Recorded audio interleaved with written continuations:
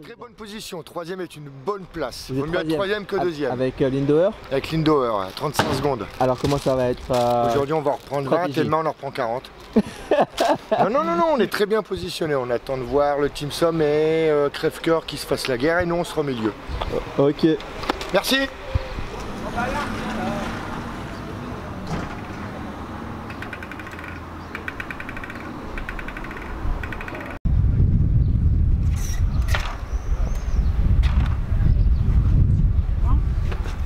Ça, tu le remets dans lequel? Là, tu l'as. J'ai coupé un royal. Ouais. Après, on va mettre la gare, et puis.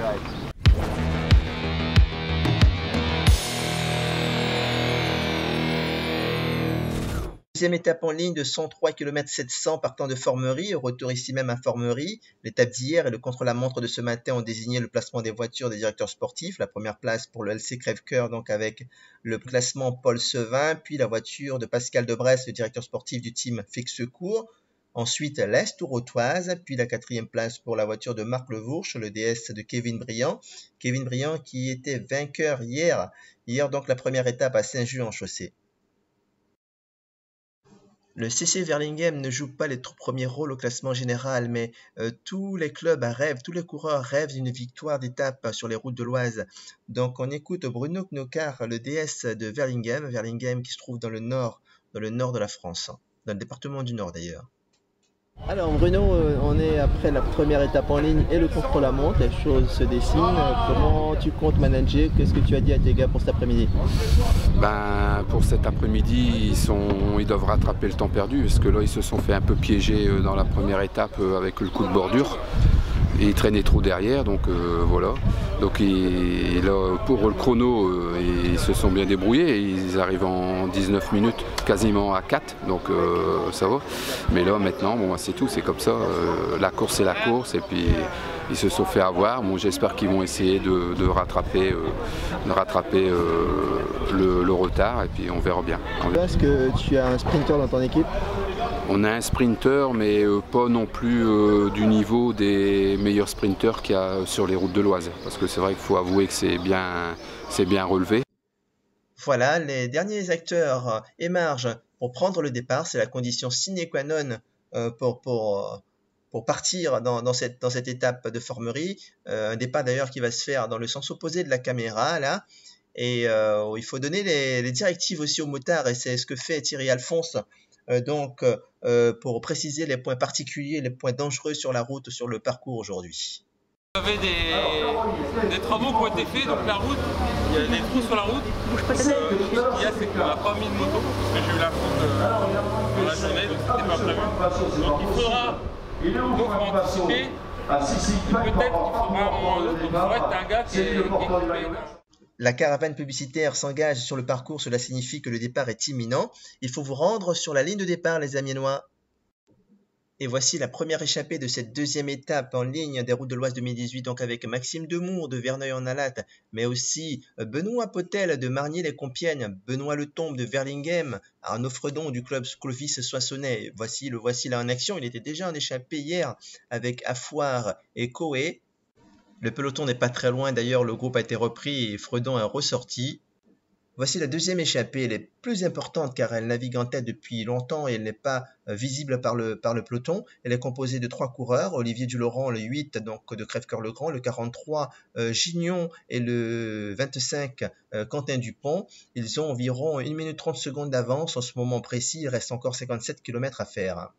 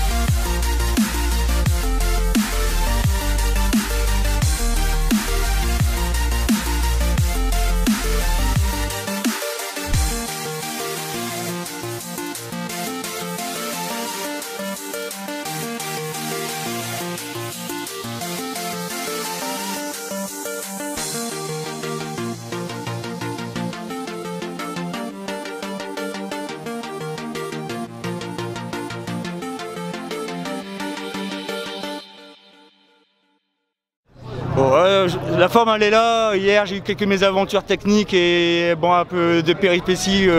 C'est le lot de la course et donc j'ai raté la bonne et voire le contre. Mais la forme était là et aujourd'hui je voulais profiter de cette étape de transition pour essayer d'aller gagner une étape quand même. Parce que le général pour maintenant c'était fini déjà ce matin, j'étais à plus de 4 minutes. Donc voilà, donc j'ai réussi mon coup et je suis super heureux. Voilà. Oui, j'imagine, tu étais vraiment très heureux. En tout cas, tu n'as pas relâché puisque tu n'as pas levé la main avant et il y avait un combat avec le Bourche. Ouais, voilà, j'ai pas voulu me retourner parce que c'est là qu'on se désunit. J'étais au bout du bout et je pense qu'il y avait 100 mètres de plus, je pense que je gagnais pas. Donc j'ai bien fait de rester bien en position et pas me retourner et de donner tout ce qui me restait. Félicitations. Merci.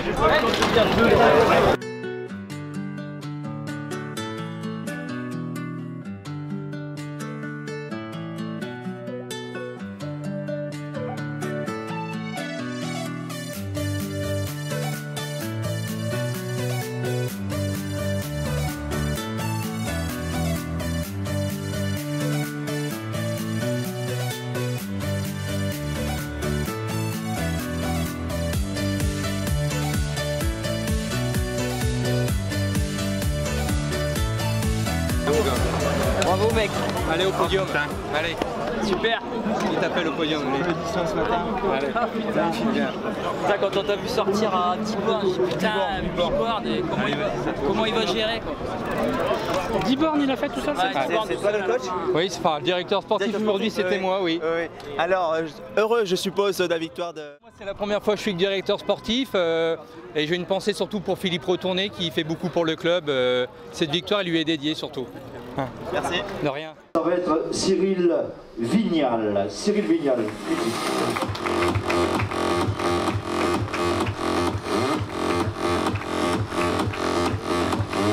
Une étape sur les routes de l'Oise, c'est juste du bonheur, magnifique. Ça m'avait dit ça hier matin à la présentation des équipes. J'aurais signé tout de suite.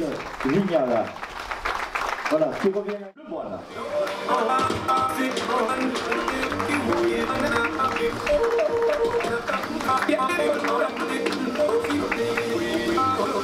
C'est le deuxième jour de la troisième étape, vous êtes encore devant. Ouais, c'était. J'avais fait volontairement le chrono ce matin, un peu en dedans pour être absolument présent cet après-midi. Et puis bon, bah, j'ai fait de mon mieux, aucun regret, du plaisir devant. Et... Alors, t'es un garçon heureux. Tout à fait. Et bien voilà, vous allez applaudir ce jeune et souriant coureur de Mérus, Sullivan Lemoine. Alors tes impressions, parce que tout à l'heure ça sentit le mauvais. Hein. Il y avait 2,50 de retard et il n'y avait pas de maillot orange devant et pourtant c'est quelque chose qui te tenait à cœur de défendre ce maillot. Ouais, mais après c'est parti, j'avoue j'ai pas trop compris. J'étais un peu loin quand ça a démarré et puis d'abord on a eu un mec devant et puis là on va avoir une petite discussion parce qu'on a un deuxième qui est parti, on sait pas pourquoi, donc derrière on s'est retrouvé un peu comme des ronds de flanc à se demander comment est-ce qu'on va faire. Bah ouais, on n'est plus trois à rouler, au début je dis que ce corps voulait pas y aller. Ouais, t'es maillot orange, bah ouais, mais si je perds mon grand, tu perds aussi. On a joué comme ça, après passage à niveau, derrière je crève, je change de roue, la roue elle serrait le monde, j'avais les patins de frein serrés, je rentre comme un furieux derrière, l'enfer. L'enfer à Formerie, mais le sourire quand même. Allez, vous avez raconté toute la belle histoire de Paul Sevin. Voilà, regardez-moi ce beau sourire de leader. De jour, Monsieur Florent Gignon.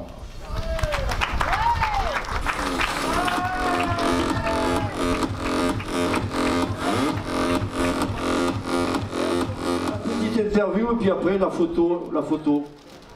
Alors, deux fois dans la bonne échappée, sur deux courses. Alors tu as des jambes de feu, et puis je crois que le maillot bleu il va être bien accroché. Au bon endroit, au bon moment, pas feignant partir très tôt, et on serre les dents jusqu'au bout. Oui, on est parti avec Quentin. Je sais pas quoi, j'y croyais jusqu'au bout, mais on s'est dit on va faire un bon petit trou pour être tranquille. Et après c'est rentré. Donc, voilà. On va accueillir Franck Basso.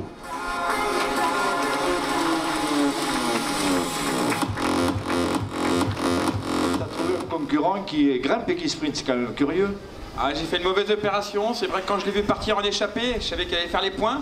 même si je pense que c'est pas son objectif, mais des points à l'arrivée et des points au passage intermédiaire, ça va vite. Alors t'as un petit compteur, tu savais que ça sentait que c'était chaud quand même. Ouais, je le savais, ouais.